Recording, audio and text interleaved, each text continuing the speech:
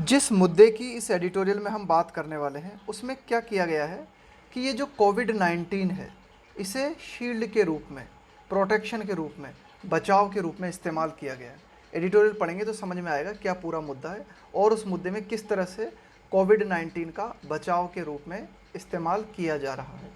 The change at the helm. At the helm का मतलब होता है कंट्रोल में होना किसी चीज़ की, है ना। कि भाई जैसे अगर हम कह सकते हैं कि भाई बीजेपी पार्टी जो है वह कंट्रोल में है ना, तो उसको क्या कहेंगे, BJP party is at the helm. In Uttarakhand seems triggered by. Trigger का मतलब होता है शुरुआत करना किसी चीज़ की। By legal and political obstacle. Obstacle का मतलब है बाधाएं,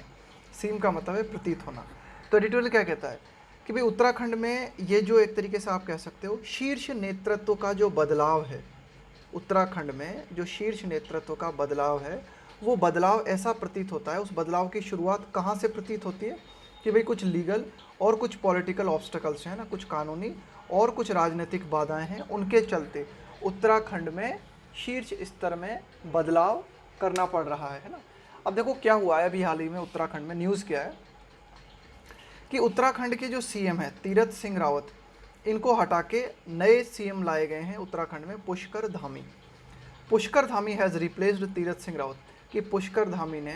तीरथ सिंह रावत को रिप्लेस किया है as the new CM of Uttarakhand, और पुष्कर धामी को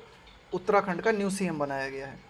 in the second change of guard. Change of guard का मतलब यही होता है परिवर्तन, है ना। यहाँ परिवर्तन से मतलब है एक तरीके से क्या किया गया है कि जो पहले वाले मुख्यमंत्री थे उनको हटा के एक नए व्यक्ति को लाके उन्हें मुख्यमंत्री बनाया गया है और उन्हें जिम्मेदारी सौंपी गई है ना। तो ये यहाँ पे मतलब है चेंज ऑफ गार्ड से।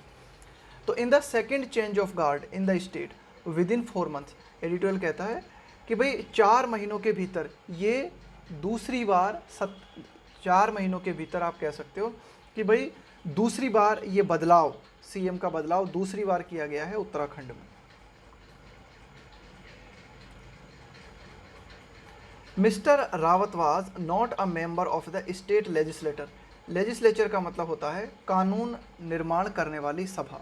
तो विधानसभा के लिए भी हम प्रयुक्त कर सकते हैं लेजिस्लेचर को, संसद के लिए भी प्रयुक्त कर सकते हैं ना। तो mister Rawat was not a member of the state legislature, कि भाई उत्तराखंड की जो कानून निर्माण करने वाली सभा है, यानी कि एक तरीके से आप कह सकते हो विधानसभा भी कह सकते हो कि भाई उत्तराखंड की जो विधानसभा है वे उसके मेंबर नहीं थे mister Rawat. And would have had to, और ऐसा करना पड़ता, ये जो आया है ना वुड हैव हैड टू, कि ऐसा करना पड़ता, क्या करना पड़ता, बी इलेक्टेड एन एमएलए, उन्हें एमएलए चुनना पड़ता। इफ़ ही वर टू, ही देखो ये जो वर टू का प्रयोग करते हैं ना, ये क्या है, कंडीशनल के लिए आता है। इसका मतलब ये हुआ if he were to continue in office beyond 6 month, कि अगर मिस्टर रावत को 6 महीने से ज़्यादा अगर उन्हें कंटिन्यू ऑफिस में रखना था, अगर मिस्टर रावत को 6 महीने से ज़्यादा जो है आप ये कह सकते हो कि 6 महीने से ज़्यादा ऑफिस में रखना था, तो उन्हें जो है इलेक्ट करना पड़ता, यानी कि उन्हें एमएलए चुनना पड़ता, ये इसका मतलब हुआ। And would have had to be elected, और उनको जो है एक तरीके से चुनना पड़ता, एमएलए चुनना पड़ता। If he were to continue in office beyond 6 month, की अगर उन्हें 6 महीने से ज़्यादा ऑफिस में रखना था तो। The BJP has put out a narrative of legal limbo to explain the change. BJP has put out, अब बीजेपी ने किस चीज़ को सामने रखा है, और नैरेटिव का मतलब है कथानक, नैरेटिव का मतलब है कुछ कहना, कुछ कथानक कहना, of a legal Limbo. Legal Limbo का मतलब है अनसर्टेनिटी, अनिश्चितता, टू एक्सप्लेन द चेंज। भाई बीजेपी ने ये पूरी की पूरी जो बात हुई है इसको एक्सप्लेन करने के लिए ये जो बदलाव क्यों किया गया, इस बदलाव के पीछे बीजेपी ने कहा है कि भाई कानूनी अनिश्चितता के चलते, कानूनी अनसर्टेनिटी के चलते हमने ऐसा किया है। क्लेमिंग दैट, यह दावा करते हुए, it had become impossible for him to be elected an MLA, कि भाई यह असंभव बन चुका था, फॉर हिम मतलब मिस्टर रावत के लिए असंभव बन चुका था कि उन्हें दोबारा से एमएलए चुना जाए विद इन 6 मंथ, 6 मंथ के भीतर, टाइम फ्रेम का मतलब अवधि, कि 6 मंथ की समय अवधि के भीतर उन्हें विधायक चुना जाए। ये लगभग कानूनी मतलब ये आप कह सकते हो कि लगभग असंभव बन चुका था ना, बीजेपी ने इस तरह का दावा किया है। मिस्टर रावत सेड, और मिस्टर रावत ने क्या कहा है, इन एन एग्जिट स्टेटमेंट, है ना, एग्जिट का मतलब है निकासी आपका, है ना, बाहर जाना। इन एन एग्जिट स्टेटमेंट कि भाई ठीक है वे अपने ऑफिस को छोड़ रहे हैं, तो ऑफिस छोड़ते हुए उन्होंने ये एक स्टेटमेंट दिया है। मिस्टर रावत ने क्या कहा है, that given the constitutional crisis, given का मतलब होता है ध्यान में रखते हुए, संवैधानिक संकट को ध्यान में रखते हुए, I felt it was right for me to resign, कि भाई मुझे लगा कि यह सही है कि मैं इस्तीफ़ा दे दूं, ये मिस्टर रावत ने कहा है। He went on to add, और भी मिस्टर रावत ने ऐड किया, मतलब और भी उन्होंने जो है अतिरिक्त बातें कही है। क्या कहा, मतलब वेंट ऑन का मतलब है वे आगे गए, मतलब और भी उन्होंने कुछ बातें कही। बाईपोल्स, उपचुनाव, could not be held because of कोविड-19, उन्होंने कहा कि भाई कोविड-19 के चलते उपचुनाव आयोजित नहीं करवाए जा सके, उपचुनाव नहीं हो सके, है ना। Which was not his decision और द बीजेपी टू टेक, कि भाई ये न तो उनका डिसीजन था और न ही बीजेपी का। The representation of the people act 1951, कि भाई एक हमारे पास कानून है, जिस कानून का नाम है the representation of the people act 1951। ये कानून प्रावधान करता है, मैंडेट का मतलब है प्रावधान करना किसी चीज़ का, that a bypoll for any vacancy, कि भाई उपचुनाव किसी भी वैकेंसी के लिए, है ना, किसी भी खाली सीट के लिए, should be held with in 6 month, 6 महीनों के भीतर भीतर किसी भी वैकेंसी के लिए बाईपोल्स होने चाहिए, है ना। ये प्रावधान किया गया है the representation of the people act 1951 के तहत। ऑफ दैट वैकेंसी अराइजिंग, कि किसी भी वैकेंसी के अराइज होने से, अराइज का मतलब है कि उठ खड़े होना, क्रिएट हो जाना, पैदा हो जाना, कि कहीं भी जो है वैकेंसी क्रिएट होती है तो उस वैकेंसी को भरने के लिए 6 महीनों के भीतर बाईपोल होना जरूरी है। प्रोवाइडेड, बशर्ते, कंडीशंस क्या हैं, that the reminder of the term is not less than 1 year. भाई कभी कभी क्या है कि भाई जैसे हो सकता है कि विधानसभा की अवधि समाप्त होने वाली है ना, तो मतलब एडिटोरियल क्या कहता है, दैट द रिमाइंडर, रिमाइंडर का मतलब है बची हुई अवधि, ऑफ द टर्म का मतलब है यहाँ पे अवधि, कि भाई एक तरीके से जो कार्यकाल होता है ना, उस कार्यकाल के लिए कहा गया term, is not less than 1 year, कि भाई अभी जैसे कोई विधानसभा चल रही है, उसका कार्यकाल 1 साल से ज़्यादा अगर बाकी है तो बाईपोल होने ही चाहिए। मतलब अगर 1 साल से कम है, कि भाई जैसे हो सकता है कि विधानसभा समाप्त होने वाली है, 1 साल से भी कम का टाइम बचा है, तो फिर बाईपोल्स कराना जरूरी नहीं है। या फिर ये शर्तें हैं, और the ECI and the centre do not certify, या फिर ECI and the centre do not certify, प्रमाण देना, दैट होल्ड का मतलब है आयोजित करना, that bypoll in that time frame is difficult, या फिर इलेक्शन कमीशन ऑफ इंडिया जो है या फिर केंद्र सरकार की तरफ से ये प्रमाण जो है, ये प्रमाणीकरण दिया जाए कि भाई इस टाइम फ्रेम में इलेक्शन कराना जो है संभव नहीं है। तो ये 2 कंडीशंस हैं, या तो 1 साल से कम की अवधि बची हो, जो कार्यकाल है वर्तमान विधानसभा का, उसके समाप्त होने में 1 साल से कम बचा हो तो बाईपोल कराने की ज़रूरत नहीं है, या फिर ECI और सेंटर के द्वारा कहा जाए कि भाई कुछ ऐसी परिस्थितियां हैं जिनके तहत हम बाईपोल नहीं करा सकते, उसका स्पष्टीकरण दिया जाए तो आप बाईपोल नहीं करा सकते। अन्यथा the representation of the people act 1951 के तहत 6 महीनों के भीतर कोई भी वैकेंसी क्रिएट होती है, कहीं भी सीट खाली होती है, तो उसके उपचुनाव होने जरूरी हैं। The act doesn't bar a bypoll, bypoll का मतलब वही उपचुनाव, even when the remaining term of the assembly is less than 1 year. अब देखो एडिटोरियल क्या कहता है, बार का मतलब है रोक लगाना, कि भाई ये जो एक्ट है हमारा 1951, यह बाईपोल पे, उपचुनाव पे रोक नहीं लगाता अगर 1 साल से कम की अवधि बची हुई है ना, तब भी, दो it becomes optional in that case, हालांकि ऐसे केस में ये ऑप्शनल है। एडिटोरियल कहता है कि भाई हो सकता है कि किसी विधानसभा का कार्यकाल समाप्त होने वाला है और उस कार्यकाल के समाप्त होने में 1 साल से भी कम का टाइम बचा हुआ है, लेकिन कभी कभी क्या होता है कि तब भी आप चुनाव करा सकते हो, लेकिन उस समय चुनाव कराना या ना कराना ये आपका ऑप्शनल है, ऐच्छिक है ये। इन द पास्ट, पिछले समय में हमने क्या देखा, the ECI has conducted bypolls for assemblies that had less than 1 year of life remaining. Editorial कहता है कि भाई ECI, election commission of India ने आयोजित करवाए, उपचुनाव आयोजित कराए उन विधानसभाओं के लिए that had less than 1 year of life remaining, जिनका कार्यकाल समाप्त होने में 1 साल से भी कम का समय बचा हुआ था। इट ऑल्सो रिमेन्स अनक्लियर, यह भी अस्पष्ट बना हुआ है वेदर, कि क्या the ECI decided not to conduct bypolls to the 2 vacant seats in the Uttarakhand, assembly on account of कोविड-19 और एनी अदर रीजन। एडिटोरियल कहता है कि भाई ईसीआई ने डिसाइड किया, निर्णय लिया कि भाई आयोजित ना कराए जाएं, बाईपोल्स ना कराए जाएं, कि भाई उत्तराखंड में 2 सीट्स जो हैं वे वैकेंट हैं उत्तराखंड में, और उन सीट्स पर उपचुनाव न कराने का डिसीजन लिया गया ईसीआई के द्वारा। लेकिन ये समझ में नहीं आ रहा, यह स्पष्ट नहीं है कि भाई ये जो ईसीआई के द्वारा जो डिसीजन लिया गया है ना उपचुनाव न कराने का उत्तराखंड में 2 सीटों पर, ये क्यों लिया गया है? ये कोविड-19 के चलते लिया गया है या फिर कोई और अन्य कारण है? और any other reason. On account of का मतलब है के चलते, कि भाई कोविड-19 के चलते उपचुनाव नहीं कराए गए या फिर कोई और अन्य कारण है, यह बात स्पष्ट नहीं है। The change of guard, change of guard मैंने बताया आपको एक तरीके से क्या है कि भाई जैसे कोई व्यक्ति है, उसके ऊपर कोई रिस्पॉन्सिबिलिटीज़ है, कोई जिम्मेदारी है, तो उसे हटा के किसी दूसरे व्यक्ति है ना को आप कोई जिम्मेदारियां दे देते हो ना, तो उसको बोलोगे आप क्या? चेंज ऑफ गार्ड, परिवर्तन, बदलाव। Appears to be a political decision of the BJP, ठीक है कि ये जो चेंज ऑफ गार्ड किया गया है उत्तराखंड में, यह बीजेपी का राजनीतिक डिसीजन प्रतीत होता है।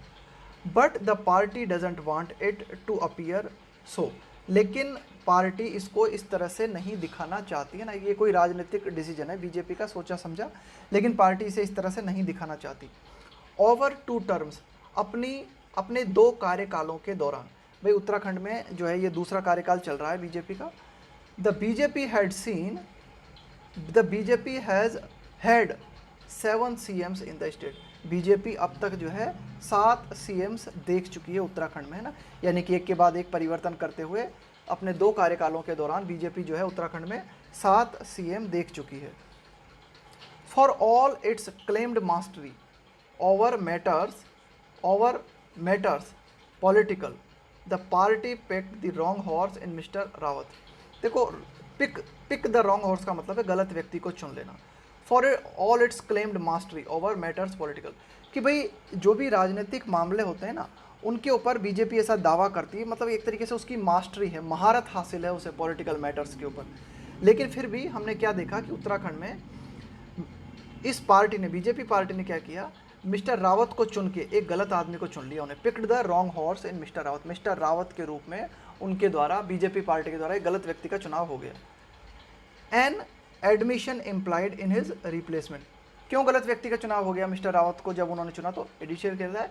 एडमिशन का मतलब है स्वीकारोक्ति, स्वीकार करना किसी बात को, इम्प्लाइड का मतलब है निहित होना, इन हिज रिप्लेसमेंट, कि भाई एक तरीके से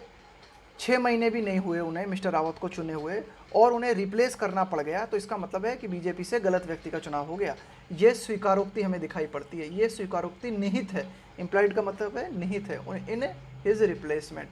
कि मिस्टर रावत का जो रिप्लेसमेंट किया जा रहा है, मिस्टर रावत को जो रिप्लेस किया जा रहा है, उसमें हमें ये बात निहित नज़र आती है कि बीजेपी इस बात को स्वीकारती है कि हाँ, मिस्टर रावत को चुन के बीजेपी ने क्या किया है, गलत आदमी को चुन लिया। फार फ्रॉम का मतलब है कहीं दूर होना, बहुत दूर होना। Putting the BJP house in order, देखो जब आप किसी भी चीज़ को ऑर्डर में रखते हो ना, पुट इन ऑर्डर, इसका मतलब होता है, पुट इन ऑर्डर का मतलब है व्यवस्था बनाए रखना, है ना, बिल्कुल सिस्टमेटिक बनाए रखना चीज़ों को। मिस्टर रावत टेन्योर का मतलब है अवधि, उनका कार्यकाल, ऑफ नियरली 4 मंथ्स, बीजेपी जो है, बीजेपी एक तरीके से आप कह सकते हो कि बीजेपी यूनिट जो है उत्तराखंड की, उसको एकदम व्यवस्थित बनाए रखने की बजाय, है ना, मतलब व्यवस्थित बनाए रखना तो छोड़ो, वो तो बहुत दूर की बात है, फार फ्रॉम, मिस्टर रावत का जो कार्यकाल रहा लगभग 4 मंथ का, एग्रावेट का मतलब है और ज़्यादा बढ़ा देना, कि भाई जो बुरी परिस्थिति है ना उसे और भी ज़्यादा बढ़ा देना। तो मिस्टर रावत ने क्या किया, और भी ज़्यादा एग्रावेट कर दिया, और भी ज़्यादा बिगाड़ दिया the tensions with in the state unit, कि बीजेपी की उत्तराखंड की जो यूनिट है ना, बीजेपी की उत्तराखंड में काम करने वाली जो इकाई है, उसके बीच में टेंशंस को और ज़्यादा बढ़ा दिया मिस्टर रावत के कार्यकाल ने। एंड एम्बेरेस्ड, और मिस्टर रावत के कार्यकाल ने क्या किया, and embarrassed the party elsewhere, और मिस्टर रावत के चलते बीजेपी पार्टी को अन्य जगहों पर जो है शर्मिंदगी झेलनी पड़ी। While a political party can run its affairs as it deems appropriate, deem का मतलब होता है मानना, appropriate का मतलब है उचित। एडिटोरियल कहता है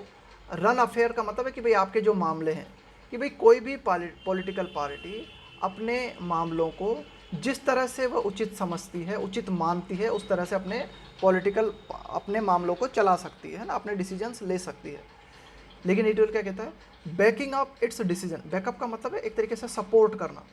इट्स डिसीजंस विथ स्पेकुलेशन का मतलब है अनुमान, on how the ECI might act, कि भाई आप अपने डिसीजन, लेकिन अपने डिसीजंस को इस तरह से सपोर्ट करना, इस अनुमान के आधार पर अपने डिसीजंस को सपोर्ट करना कि भाई ECI क्या एक्शन ले सकती है। ECI माइट एक्ट क्रिएट्स, तो ये क्या क्रिएट करता है, एन अनहेल्थी फॉग। फॉग का मतलब क्या होता है, कोहरा, यहाँ पे कोहरे से मतलब है अनिश्चितता अराउंड द इंस्टीट्यूशन। एडिटोरियल कहता है कि भाई इससे क्या है कि ECI के आसपास ये जो ECI हमारी इंस्टीट्यूशंस है, एक अनिश्चितता क्रिएट होती है। एडिटोरियल कहता है कि कोई भी पॉलिटिकल पार्टी अपने डिसीजंस को लेने में स्वतंत्र है, जो डिसीजंस लेना चाहे, जो उसे उचित लगता है, जिस डिसीजन को वह उचित मानती है वह ले सकती है। लेकिन एडिटोरियल कहता है कि अपने डिसीजंस को, पॉलिटिकल पार्टी के लिए कहा जा रहा है कि कोई भी पॉलिटिकल पार्टी अपने डिसीजंस को ये अनुमान लगाते हुए लेती है कि ECI किस तरह से एक्ट कर सकता है। तो इससे क्या होता है कि ECI के चारों ओर एक अनिश्चितता का वातावरण क्रिएट होता है,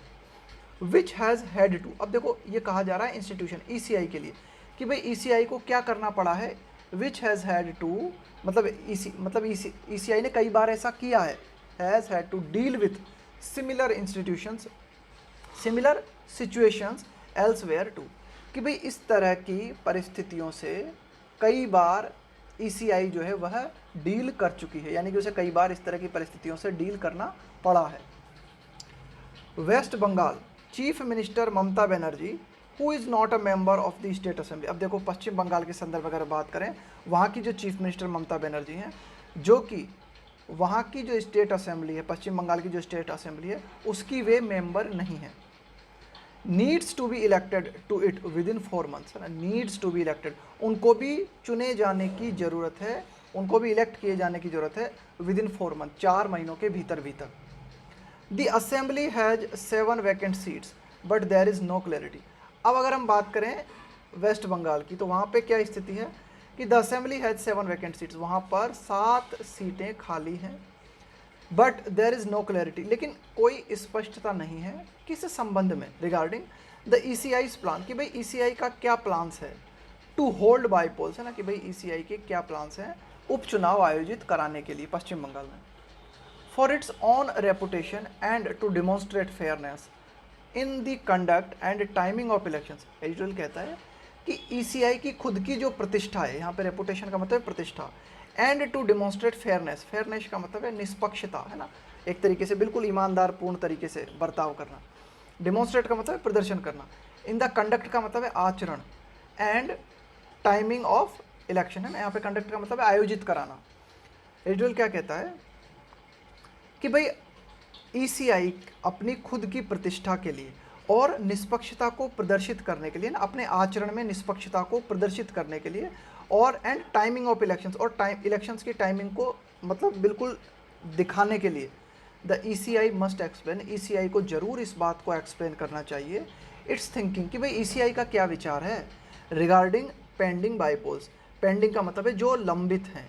कि भाई कई जगह उपचुनाव होने हैं, वे उपचुनाव पेंडिंग पड़े हुए हैं, उन पेंडिंग उपचुनाव के संबंध में ECI क्या सोचती है, यह ECI को स्पष्ट करना चाहिए। क्यों स्पष्ट करना चाहिए? उसकी स्वयं की प्रतिष्ठा के लिए, और जो इलेक्शंस होते हैं, बाईपोल होते हैं, उनकी टाइमिंग को दिखाने के लिए, है ना, और ECI का जो आचरण है उसमें ईमानदारी को दिखाने के लिए ज़रूरी है कि ECI स्थिति को स्पष्ट करे। आगे देखते हैं। The pandemic has raised unprecedented challenge. Unprecedented का मतलब होता है अभूतपूर्व, जो पहले नहीं देखे गए। अभूतपूर्व का मतलब होता है कुछ ऐसा जो पहले न हुआ हो। रेज का मतलब है यहाँ पे उठाना, कि ये जो पैंडेमिक है ना, पैंडेमिक का मतलब होता है वैश्विक महामारी। कोरोना वायरस के लिए कहा गया है कि भाई ये जो कोरोना वायरस है, इसने हमारे सामने ऐसी चुनौतियाँ उपस्थित की हैं जो कि हमने पहले नहीं देखी थी। इन दी मैनेजमेंट ऑफ इलेक्शंस, कि भाई इलेक्शंस को कैसे मैनेज किया जाए, इसमें इस तरह की चुनौतियां हमारे सामने आई हैं जो कि हमने पहले नहीं देखी थी। That the ECI has to adapt to, और उन चुनौतियों के अनुसार ईसीआई को अपने आप को अडेप्ट करना है। ये हैज़ टू आया है ऑब्लिगेशन के लिए, बाध्यता के लिए, है ना। एडिटोरियल कह रहा है कि भाई ऐसी परिस्थितियां खड़ी हो गई हैं जो पहले कभी नहीं देखी गई थी और उन परिस्थितियों के अनुरूप अब ईसीआई को अपने आप को मैनेज करना है।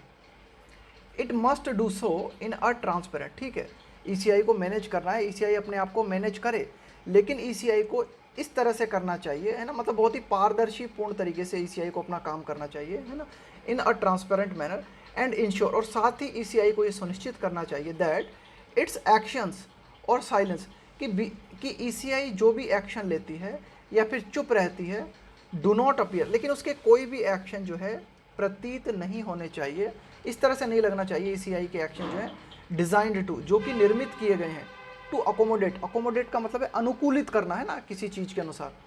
पॉलिटिकल मैशिनेशंस, मैशिनेशन का मतलब होता है साजिश, कि भाई ऐसा नहीं लगना चाहिए कि ईसीआई के जो एक्शन है वह किसी राजनीतिक साजिश के अनुकूल है ना, ऐसा प्रतीत नहीं होना चाहिए, यानी कि ईसीआई को पूर्ण निष्पक्षता से काम करना चाहिए, ऐसा संकेत नहीं जाना चाहिए, ऐसा नहीं लगना चाहिए कि भाई ईसीआई का जो ये एक्शन है यह राजनीतिक शासन के तहत अकोमोडेट किया गया है ना, कि भाई जो ईसीआई ने जो एक्शन लिया है ना वह किसी राजनीतिक साजिश के चलते लिया है, ऐसा प्रतीत नहीं होना चाहिए।